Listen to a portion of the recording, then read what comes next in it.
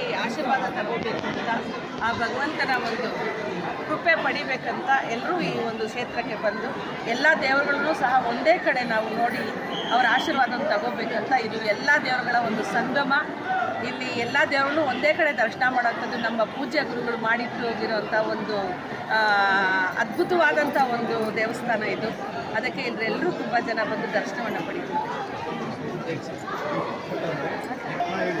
ಹೊಸ ವರ್ಷದ ಆರ್ಥಿಕ ಶುಭಾಶಯಗಳು. ಏನು ಇದು ನಮ್ಮ ಸ್ವಾಮೀಜಿಯವರ ಕನಸು ಏನಿತ್ತು ಅದು ಜನಸಾಗರವೇ ಹರಿದು ಬರ್ತಾ ಇದೆ ಕೋಟ್ಲಿಂಗೇಶ್ವರ ಕಡೆಗೆ. ಸ್ವಾಮೀಜಿಯವರ ಕನಸನ್ನು ಈಡೇರಿಸೋಕೆ ನಮ್ಮ ಕುಮಾರಿ ಮೇಡಮ್ನವರು ಈಗಲೂ ಸಹ ಶ್ರಮ. ಇಷ್ಟೊಂದು ಜನ ಬರಬೇಕಾದ್ರೆ ಇಲ್ಲಿ ನಾವು ಇಲ್ಲಿ ಸೌಕರ್ಯಗಳು ಜನರಿಗೆ ಟೈಲೆಟ್ಸ್ ಇರ್ಬೋದು, ಪಾರ್ಕಿಂಗ್ ಇರ್ಬೋದು, ಮತ್ತು ದೇವಸ್ಥಾನಕ್ಕೆ ಹೋಗೋಕ್ಕೆ ವ್ಯವಸ್ಥೆ ಮಾಡಿಕೊಟ್ಟಿರ್ಬೋದು. ಎಲ್ಲದಕ್ಕೂ ನಮ್ಮ ಕುಮಾರಿ ಮೇಡಮ್ನವರು ಸಹಕಾರ ಮಾಡಿಕೊಟ್ಟಿದ್ದಾರೆ ಜನರಿಗೆ. ಆ ದೇವರು ಕೋಟ್ಲಿಂಗೇಶ್ವರ ಎಲ್ರಿಗೂ ಒಳ್ಳೆಯದಾಗಲಿ ಅಂತ ನಾನು ಶುಭಾಶಿಸ್ತೇನೆ. ನಾಗರಾಜ್, ಮಾಜಿ ಅಧ್ಯಕ್ಷರು.